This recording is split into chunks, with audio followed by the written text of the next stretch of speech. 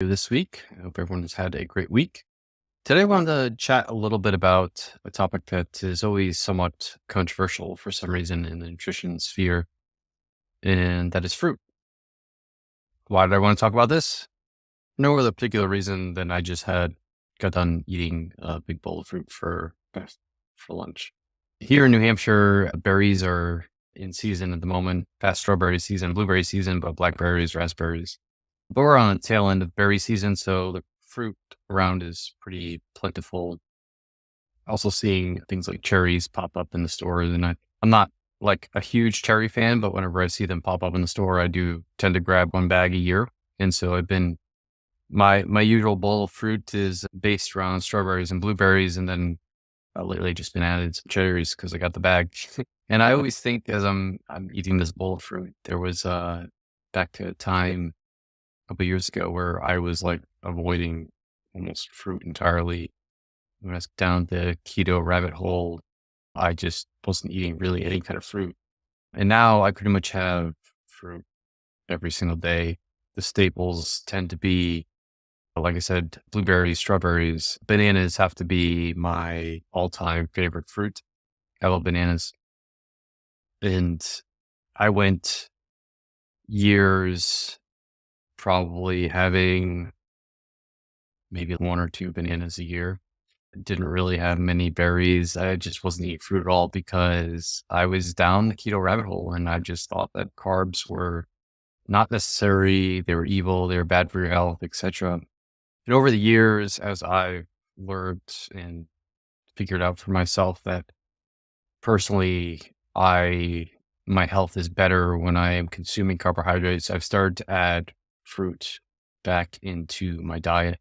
And at first I thought it was just purely because, those people who tend to be very active like myself, who consider themselves athletes, are regular exercisers and are working out hard, the carbs are necessary just to fuel that activity. And as an active individual, your body is primarily using carbohydrates when you're doing that type of activity, especially if it's tends to be intense in some ways. So all the detrimental effects of fruit probably mitigated by that activity and the fact that you are active. And I thought that maybe people who are less active probably need to be a little bit more concerned about their fruit intake. And now I've even shifted that opinion a little bit. And outside of those individuals that probably already maybe have some type of metabolic syndrome, they have prediabetes or diabetes, that type of thing. I think fruit is a health food for nearly everyone. And actually, I think if you're someone who even has metabolic syndrome and maybe has diabetes or is on their way to diabetes, but yet you're consuming the standard American diet, maybe you do eventually want to eliminate carbs, but even if you take out some of those ultra processed foods and replace them with carbohydrates, you're still going to be better off with fruit.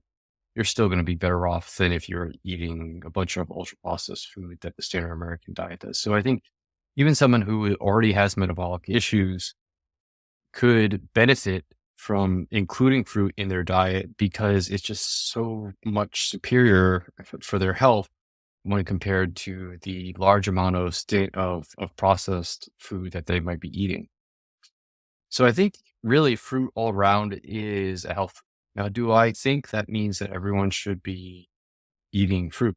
No, I already said with some nuance there that people who already have metabolic syndrome or have some type of blood sugar dysregulation, whether it's diabetes or whatever, there might be a time and place where you might want to limit some fruit. Do I think you could have a little bit of berries here and there? Probably. And be okay? Probably. But do I think like you should be pounding bowls of fruit at every meal, especially the higher carbohydrate fruits that we might talk about a little bit? No, but I think and there's certain people that find fruit to be hyper palatable. They start eating fruit, it either leads to them eating a lot of fruit or the fruit triggers something in their brain where they start craving other highly processed carbohydrates like cakes, cookies, and stuff like that. In which case, obviously, you need to be mindful about that stuff when you're picking and choosing to eat fruit or not. But that's true of any food. That's not unique to fruit. Certain foods trigger people's cravings more than others. Like some you might eating having a hot dog at a baseball game might suddenly trigger you to crave a whole bag of peanuts because the association that's made between hot dogs and peanuts at baseball games. So the uniqueness of one food triggering a craving for another food is not just unique to fruit. It happens for all kinds of reasons. So certainly there are going to be situations where some people just fruit doesn't work for them, or it's not the right time in their health journey to include fruit, or certain fruits lead to cravings for other foods. And obviously those are situations we have to be mindful of. I also want to clarify that I'm talking specifically about whole fruits, right? So fruits in their natural form. Humans are amazing at processing things, and we also process fruits. Maybe the best example is turning fruit into juice, right? A great example is apples, right? Apples get made into apple juice. And yeah, you might look at the bottle on the apple juice and it says just there's only apples in it, right? There's no added sugar, no high fructose corn syrup. It couldn't even be organic apples. It could be great. But it's really just condensing down the size of the fruit into much smaller form. So you're taking what might be, I don't know how many apples are in a bottle. Let's say there's 50 apples in a bottle of apple juice. It's probably less than that, but let's say there's 50 apples in a bottle of apple juice, and you have a 8-ounce glass of apple juice. How many apples do you think that is? Maybe it's 6 apples or something like that. You could drink that glass of apple juice, no problem, but you would probably struggle to eat 6 apples by themselves, right? No peanut butter or anything like that, just apples. And so anything else, when we start to process those foods, it becomes problematic. You wouldn't naturally eat 6 apples, but you can easily drink a glass of apple juice. The other thing it does is that when you process fruit into a processed form, or take fruit from its whole food form and put it into a processed form, the way your body digests that food is very differently, right? It takes a good amount of time to break down the apple and all the nutrients and carbohydrates and stuff to hit your bloodstream and to be digested. But when you process it down to apple juice, it's very much condensed, right? And you just ate 6 apples, which is unnatural. And then you also just made it super easy for your body to digest, and lots of carbohydrates and sugars will get to your bloodstream super fast. And yeah, that's no good either. I'm not saying you should never have fruit juice, but like chugging glasses of fruit juice every day, multiple times a day is probably not the best idea, especially if you are an inactive individual. The other form of processed foods or that fruits tend to show up in is like dried fruits, dried anything, like raisins are a good example, right? They're grapes dried into these little small things, and you can really eat a whole bunch of grapes. You might get a lot of digestive issues if you do, but you can easily eat a whole bunch of raisins, and it would be super delicious.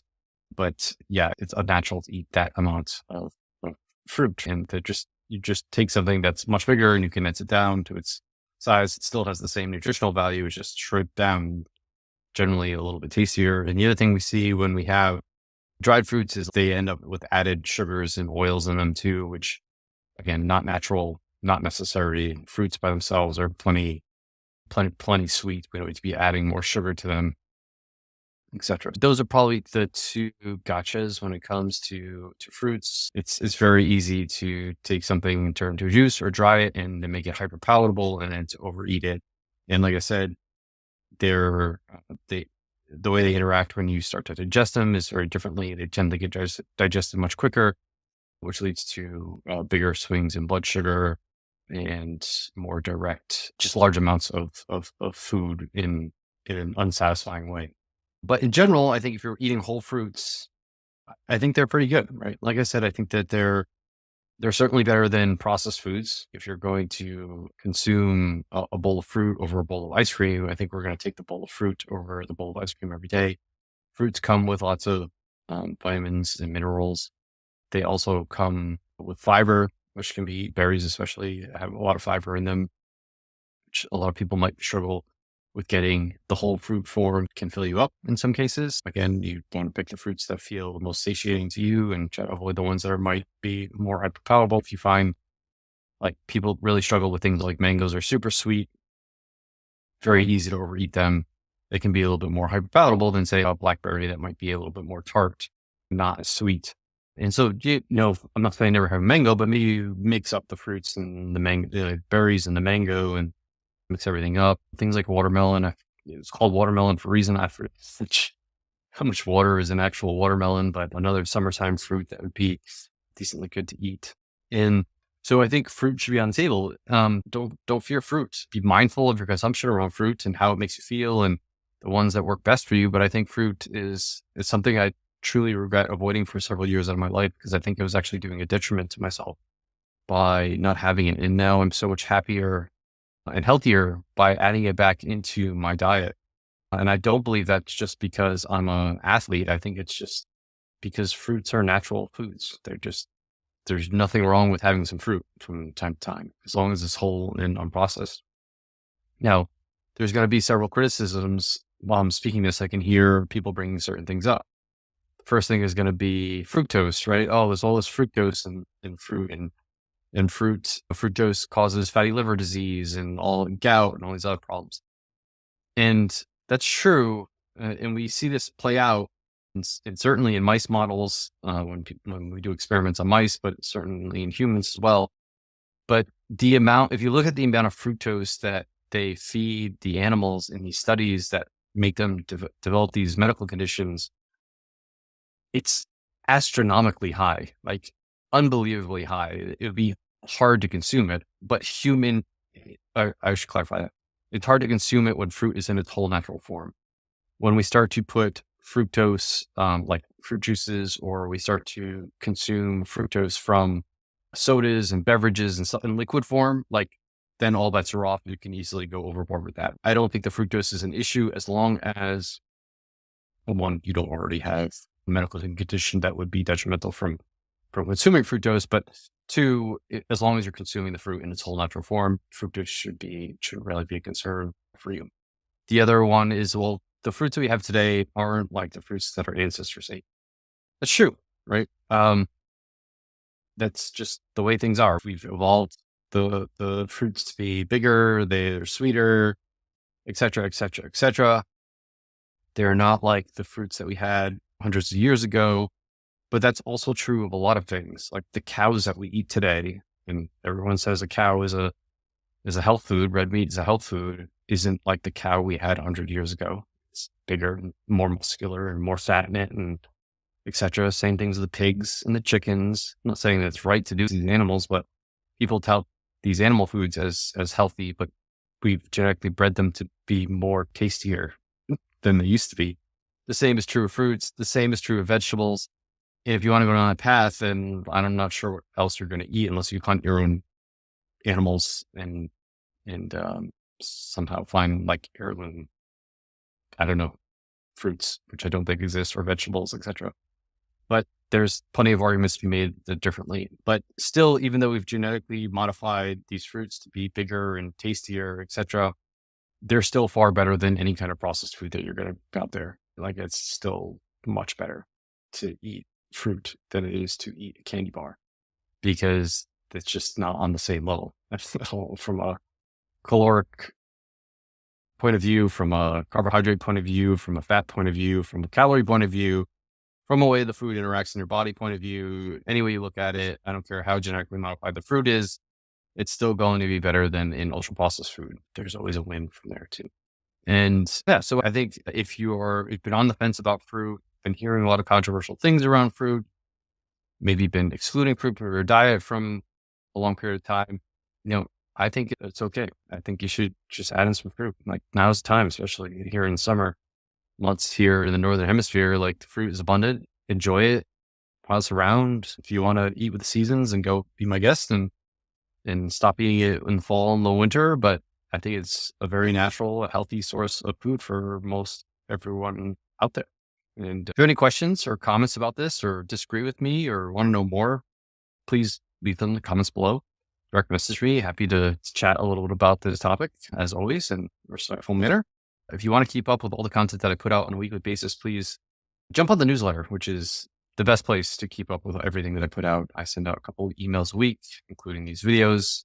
That way you don't have to stalk me on social media or worry that you missed something. So please jump on the newsletter. The best way to do that is go to my website, rjbhealth.coach. Click on the newsletter link at the top of the page, enter your email address, and you'll be signed up for the newsletter.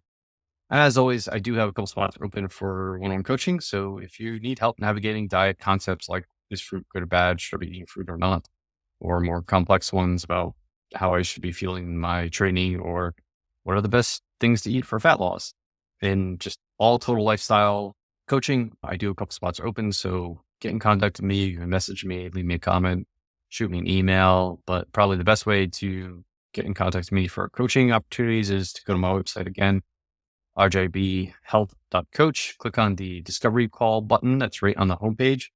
Enter and fill out that form, and then I'll get back to you and we can chat a little bit more about coaching and whether it would be a good fit to work at. So with that, I hope everyone has a great